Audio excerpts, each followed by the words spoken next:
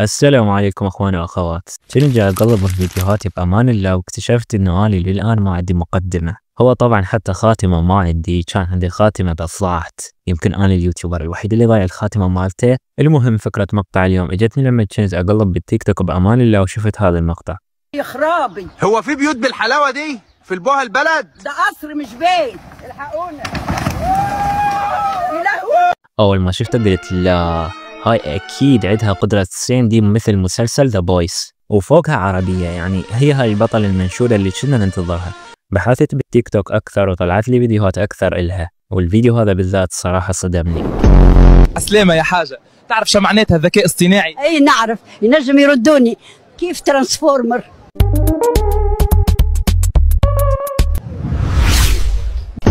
هنا قلت ما بيها مجال، لازم نستغل هاي الحجية أبشع استغلال مهما كلف الثمن. يعني هم قدرة السين دي وهم قدرة ترانسفورمز برايم. تتخيلوا وياي القوة اللي جمعتها هاي الحجية بمكان واحد. أما الفيديو الثالث راح أخليك تفقد عقلك صدقني. اي سمعت به، هذا يرضخني سبايدر مان. رسميا هذا الثانوس قرر يتجسد بجسم هاي الحجية، واختار هاي الحجية بالذات على مود ما شك بيه. تعرفون تم ثانوس والسوالف التعبانة. بعدها دخلت إلى التعليقات وألقاها كلها تكتب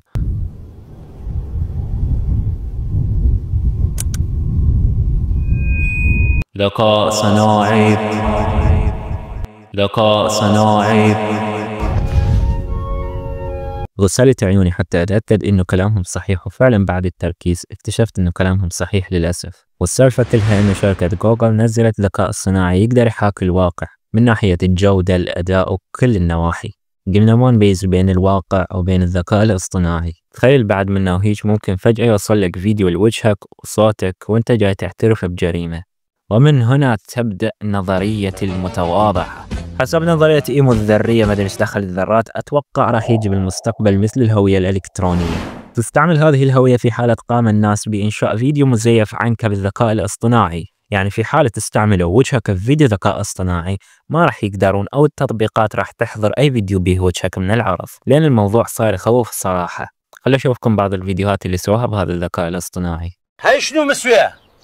مرقة عدس. أنا مو قتلك، لا تسوين عدس بعد.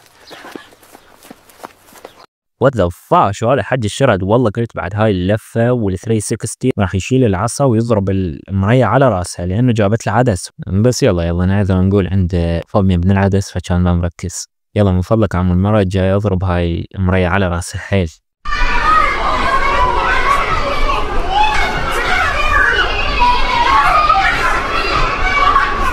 أعوذ بالله يا أخوان، والله ذكرني بكرتون ستيفن يونيفرس. هذاك الوحش اللي عبارة عن أحجار كريمة مشوهة وديانات ومدري شنو.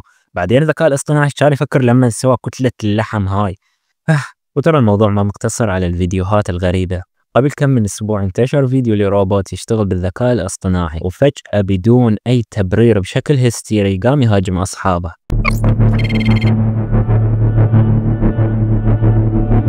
أغلب الناس صارت تنكد على الفيديو، بس ما حد قال هذا سيطرنا عليه لأنه روبوت ضعيف. ماذا لو صارت نفس المشكلة وخلت روبوت أقوى وأذكى منه وعنده قدرة أكبر يهاجم البشر؟ مثلا لو كان أكو روبوت يتحكم بالإنترنت أو يتحكم بجزء من مواقع أو أيا يكن، ماذا لو قرر يهاجم البشر مثل هذا الروبوت؟ وبالمناسبة هذا الروبوت عصب بعد ما المتصفح عرف أنه هو روبوت كان يطرده.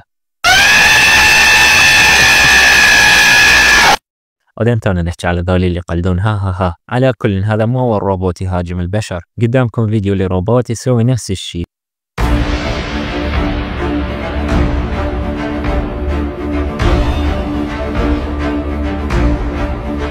الواضح هذا الروبوت ما كان شارب زيت اليوم. وتدرون شي، راح اعترف لكم اعترافي الخطير جدا جدا جدا. أنا مقبل على السادس العلمي، أول سنة ما راح أداوم بيها صراحة. ممكن أداوم كانتساب، لكن أنا ما مستعد لا نفسيا ولا جسديا ولا معنويا ولا علميا ولا ميتافيزيقيا قبل لا أروح للسادس.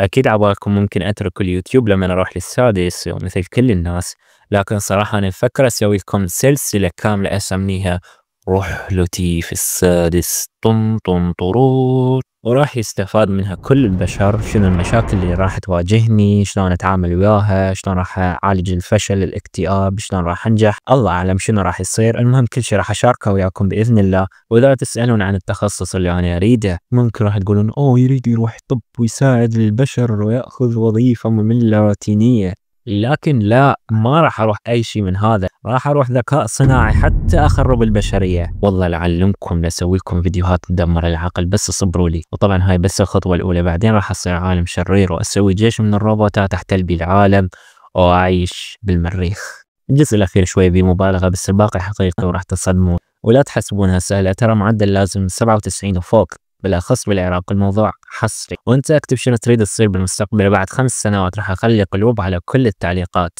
على مود الواحد يشوف اوكي ليش اكذب عليكم، والله اريد تعليقات، اريد تعليقات مع التعليقات حتى يصعد الفيديو. بس لا امزح، يعني امزح، همين نريد نشوف هذا. يعني قال انا اريد اصير هيك، بعدين ايش راح يصير بالمستقبل، العالم ممكن تشوفه ويتحفزون، راح يكون شيء حلو. وجيبوا لي هذاك اللي يقول اريد اصير عامل بالمستقبل او في المدرسه، الروبوت اسرع منك.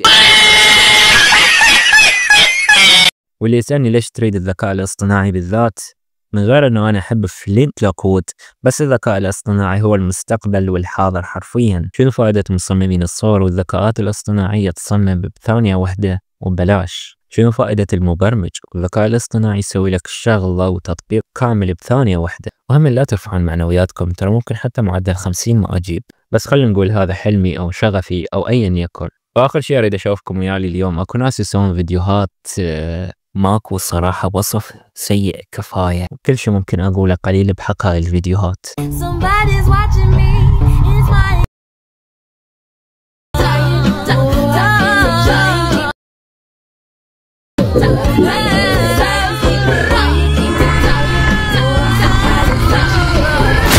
هاك استلم. هسه انا احكي شي نسيني هذا التلويث البصري، الحمد لله ما كان موجود لما كان عمري 13 سنة، كان هسه عندي فوبيا فوق فوبيا الأطفال. وأخيرا لما ينتشر فيديو إلك وأنت تقول وتسوي أشياء مو زينة، منو راح يصدق هذا مو أنت؟ أو شلون راح نثبت إنه هذا فعلا مجرم وإن الفيديو مو ذكاء اصطناعي؟ وهل المشاهير ممكن يبيعون حقوق وجوههم بالمستقبل؟ أول مرة أسوي هيك نوع فيديوهات بسيطة أحكي عن شغلات صايرة ترند حاليا. إذا عجبكم قولوا حتى أسوي لكم فيديوهات أكثر. طبعا الغاية من هذا إنه ما أسحب، وبقية الفيديوهات تحتاج وقت وتكلفة أكثر. لا تنسون تكتبون آراءكم بالتعليقات، ومع السلامة.